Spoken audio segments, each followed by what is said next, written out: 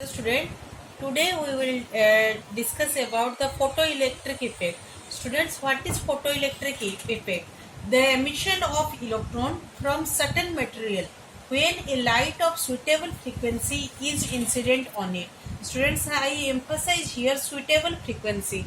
Suitable frequency means the frequency for which the emission of electrons occurs. Okay, and this suitable frequency is known as threshold frequency. So in photoelectric effect, this frequency has a great role. Okay, if we incident the light, if it is not up to the threshold frequency, then the emission of electron is not possible. Okay, students, I consider here certain material.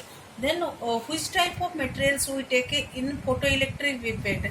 The materials in which the outermost electrons are loosely bound, only that material are considered for photoelectric effect.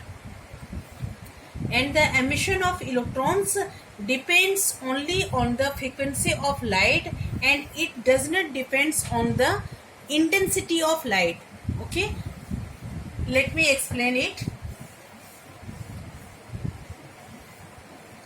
अगर हम कोई material लेते हैं, इस material के ऊपर आपने Foton incident किया है. ओके, और इस फोटन में जो एनर्जी कंटेंट है, हाउ मच एनर्जी कंटेंट है? H new.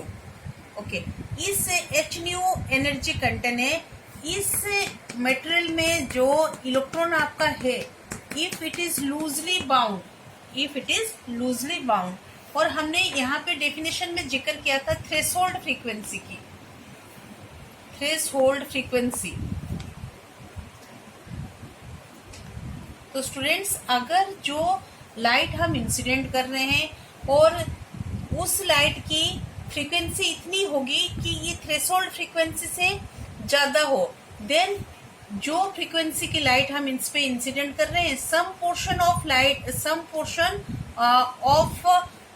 frequency of light is utilized to overcome the threshold frequency, and other energy is used to emit the electron from the surface. Okay, so in equation form we can write like this, that half mv squared, the kinetic energy, it is the kinetic energy.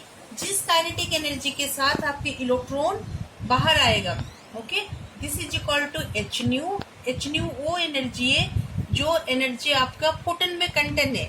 जिस energy का Foton आपने incident किया है, H new minus of H new not.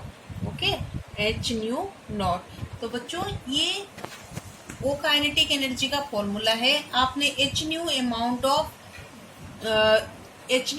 Of energy जो Foton में content था, आपने material को सप्लाई किया, उसका कुछ पोर्शन आपका यूज हो गया to overcome the potential barrier और to use as a threshold frequency, and the other part is other remaining energy is come out in the form of kinetic energy, and this equation is known as photoelectric